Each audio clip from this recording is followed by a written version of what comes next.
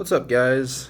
So today, before I get into today's video, I just kind of want to make, just kind of give you guys an update, and how stuff in my life may or may not affect, the videos that I'm doing and the consistency at which I do them.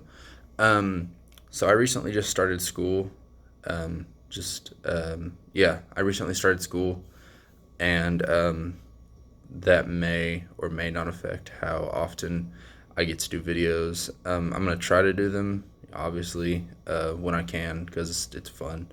And I don't know if I have, I don't know if I have enough fans to care, but yeah, school may or may not affect the consistency of my videos. So just keep that in mind. It's kind of, I don't know if I'm talking to to people who care. I don't know if I've created much of a fan base yet, but anyway, all right.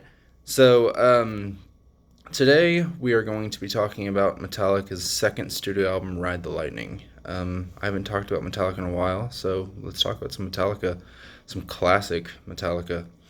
Um, so yeah, second studio album.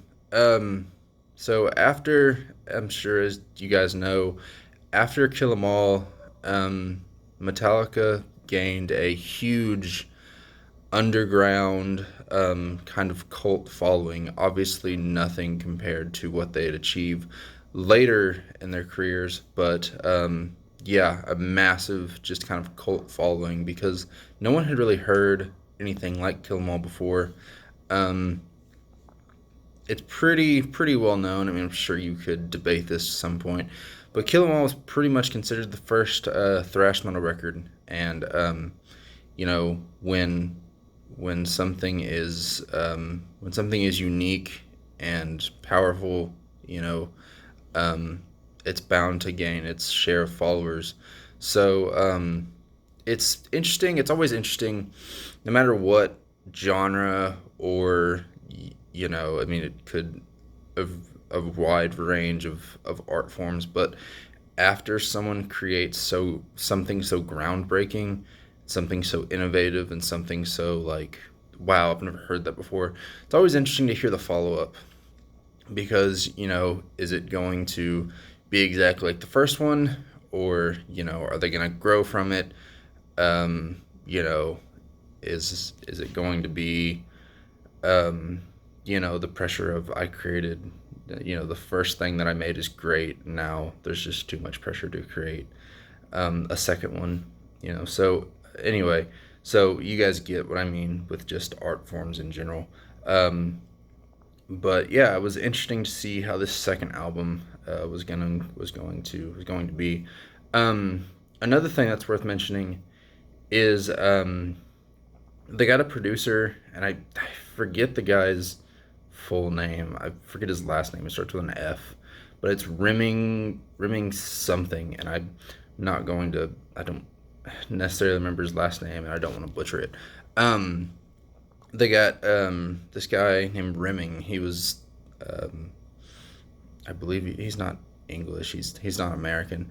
Sorry, I don't want to I don't want to butcher the guy. Anyway, so they got him to work on this album, and he would actually work on this album and two more after this. People tend to forget because they think that Bob Rock is the first producer that they created kind of this lasting relationship with, but it was actually this guy. Like I said, he would produce this album and then two albums after that, and would definitely turn out to be a wise choice. Um, like I said, they was the first producer that they built kind of a lasting friendship, a business working relationship with, and yeah, it would definitely, not gonna give my thoughts away too much, but it would definitely work out for the best. Um, Kind of helped them expand on certain things. Anyway, before I ramble on too much or give away too much of my thoughts, let's just jump into the tracks. Track number one is called "Fight Fire with Fire," and it's very interesting because the very beginning, it's kind of this like, it almost sounds kind of classical, and it's because Cliff wrote this part. He was a huge fan of classical music. Um, you know, for Cliff being you know, the huge, headbanger and this huge, like, considered one of the greatest bass players of all time. He was very much into classical music. He was very much into different types of music. He wasn't stuck on the metal thing, even though he loved it. Um, he was very much into other types of music, and that can kind of be lost on some people because people think Cliff Burton, they just think, great innovative bass player, but he was definitely had a lot of influences, and he was talented in a lot of different ways. Um, which brings me to this intro piece that he wrote, and then it just kind of, I love the production of how the very beginning part, it didn't just like stop, it kind of like faded, and it into the main riff, which is of course just thrash metal 101. um, Sorry about moving my camera. Yeah, it's just thrash metal 101. The riff is just fast as hell. The lyrics are about nuclear warfare. I like, do unto others as been done unto you, but what is this world coming to? Basically, you can get back at the guy, but then the guy's gonna get back at you, and then it's just going to be this ongoing cycle. You can get vengeance, but like the vengeance is never gonna stop, and like what the hell is this world coming to? Look at yourself, that type of thing. The this specifically about nuclear warfare. You throw bombs at the next guy, and the next guy throws bombs at you.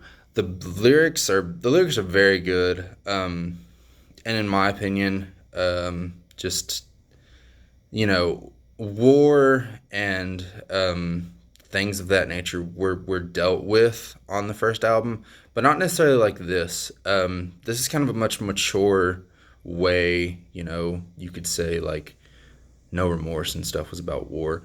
This is much more like mature way to look at it. I don't really know how to explain it. It's just a it's just a better like just a better look at it, as opposed to like, um I'm gonna write a song about war and I'm gonna kill everybody.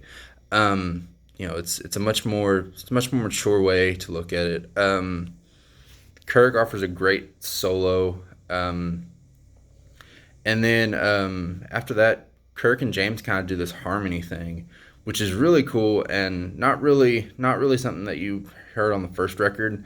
This is their first, if you don't count the intro that Cliff did. It's kind of the first indication of just like maturity and change, just like evolution, just evolving.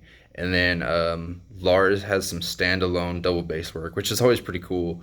To hear bass, to hear double bass, in a song is cool, but to like hear it stand alone for a couple seconds is really cool. Great banging song, great way to open up the album. Next song on the album is the title track, "Ride the Lightning," and this is also a great song. The beginning intro riff is very unique, and I love how you can hear Cliff's bass just thudding along. It's just he has a great bass sound, and you can just hear it throughout the intro. It's fantastic. Um, yeah, and this is about kind of a man that's scheduled to die via the electric chair. That's where they get "Ride the Lightning" from. Once again, the lyrics are very, very good.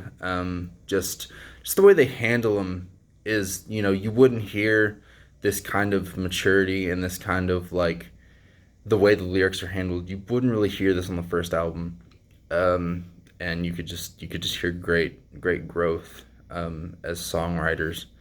Um, yeah, and then Kirk um, Kirk offers a solo, one of the best solos of his career, by far. One of my favorite Kirk solos. Sorry, guys.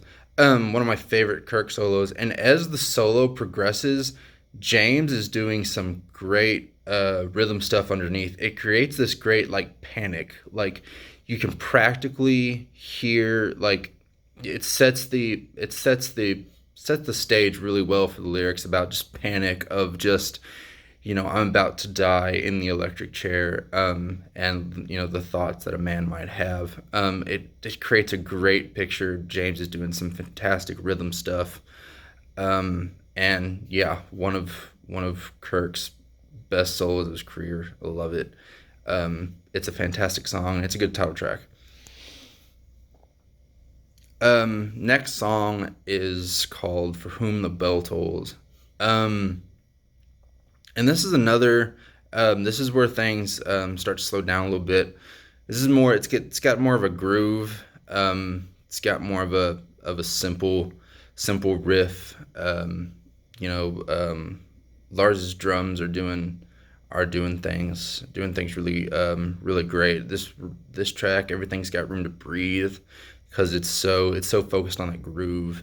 Um, if I had one flaw with this song, especially with the intro, I think the intro is just a tad too long.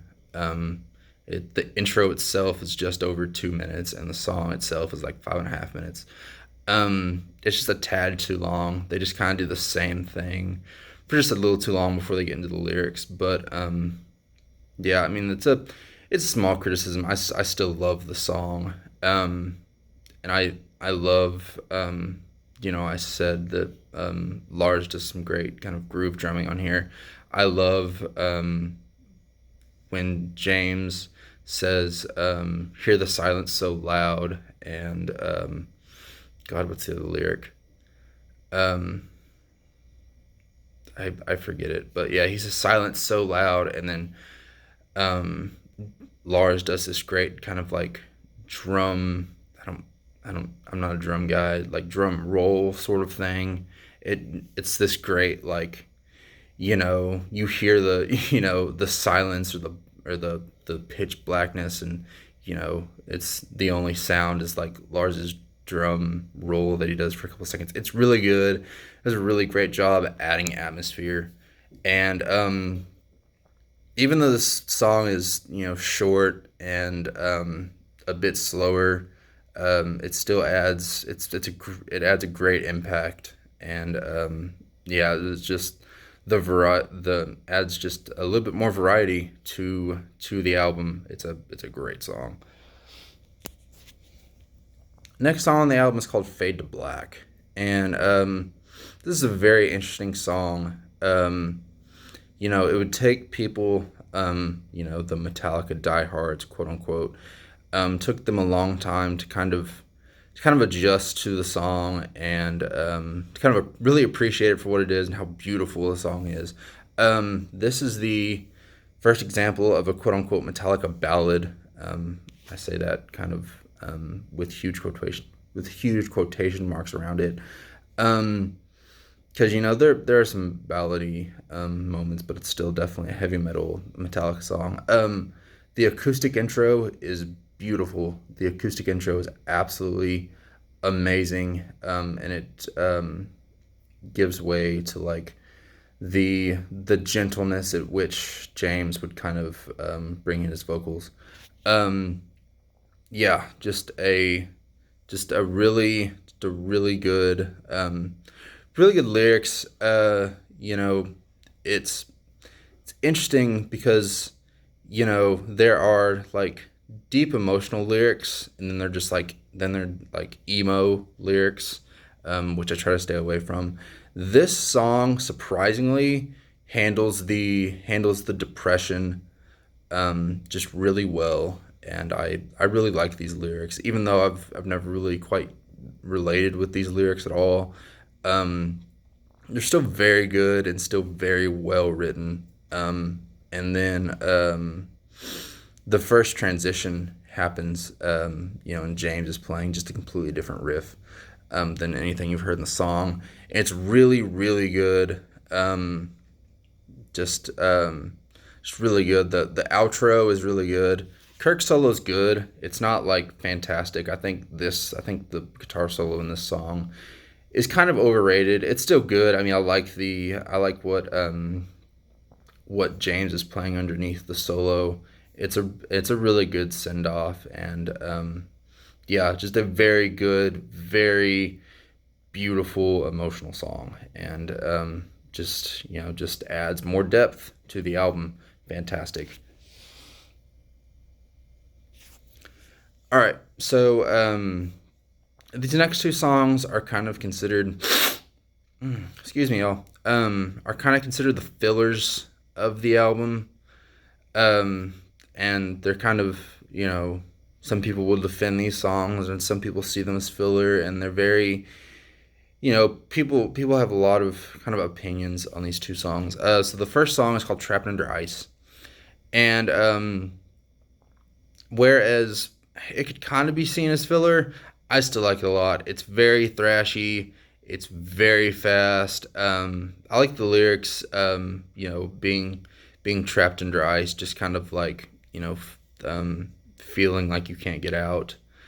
Um, it's got a really nice transition there in the bridge. I love the transitions on this album. They sound so natural and they sound so organic, and they're good. And excuse me, Kirk offers some pretty good solos, and it doesn't really overstay its welcome. I think it's like 3.5, 4 minutes, something like that. It's a very good song. It kind of gets in, gets out, and it's very punchy. So yeah, pretty good song.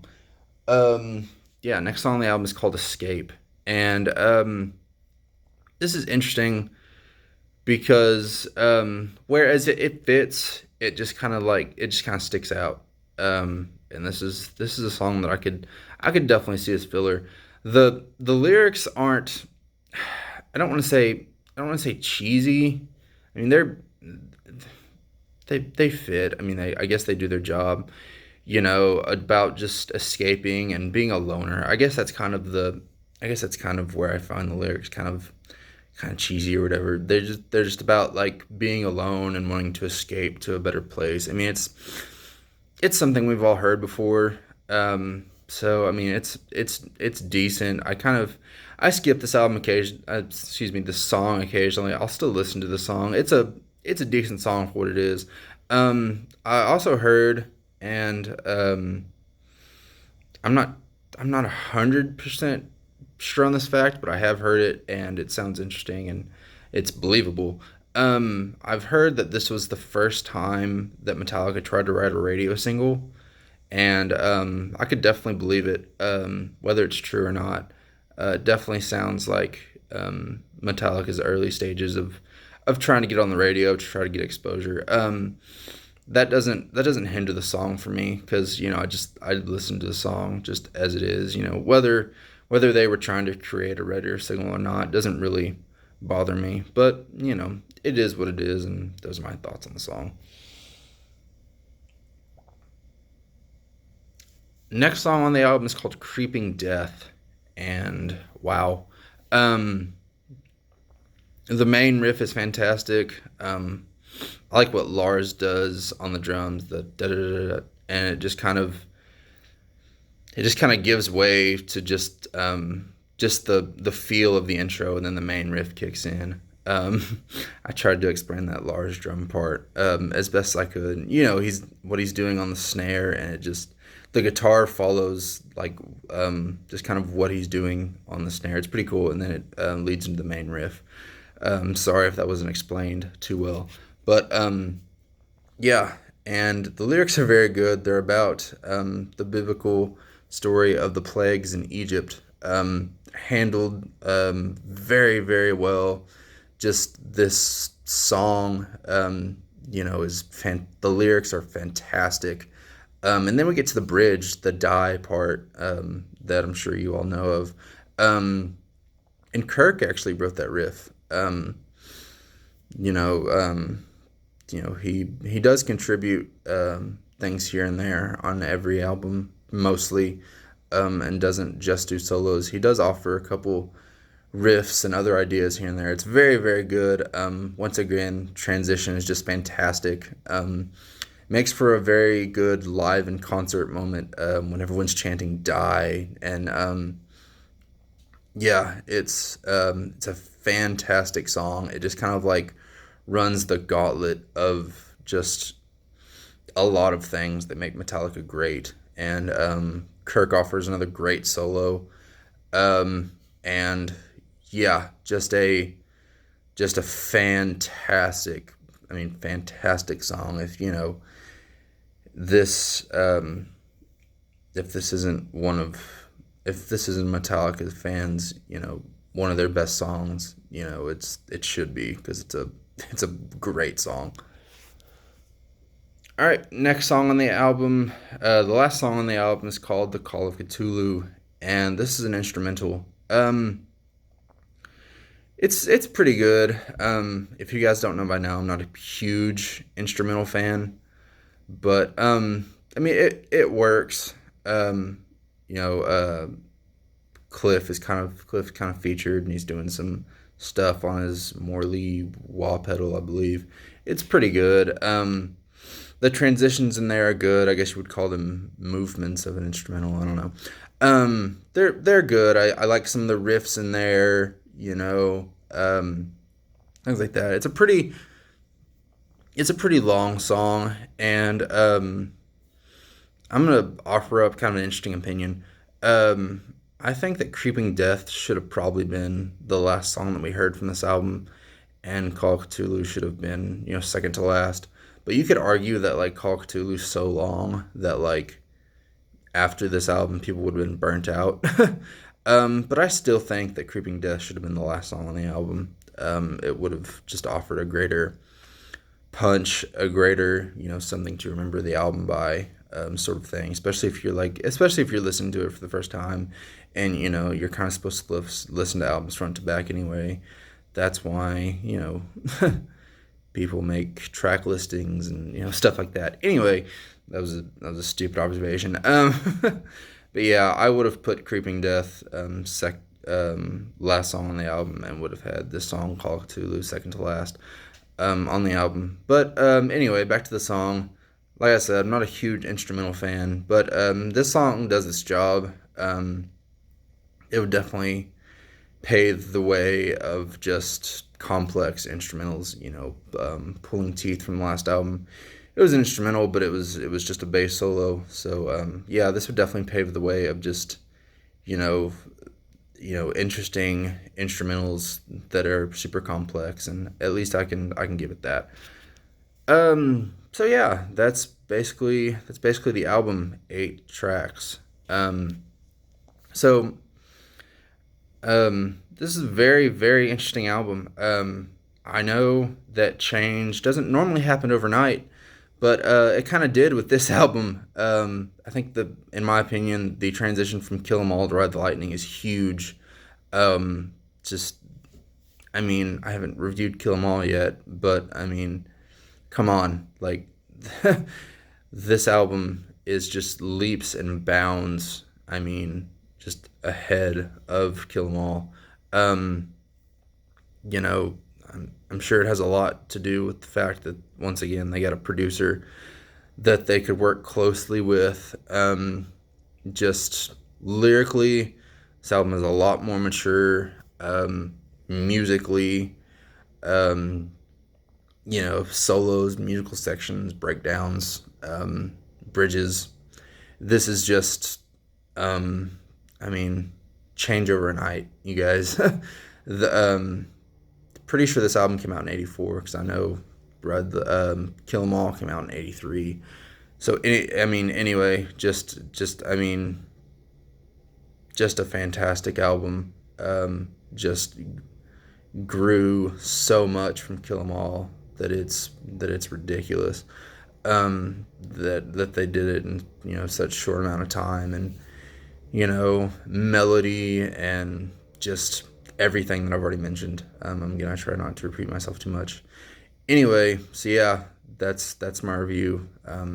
Fantastic album. Just an absolute classic. So yeah, so that's it, guys. So make sure to leave a comment. Let me let me know what you guys think. Let's get let's get talking, and yeah, just let me know what you guys think. Am I right? Am I wrong? Um, am I completely right? Am I completely wrong? Am I right about some things? We're wrong about others.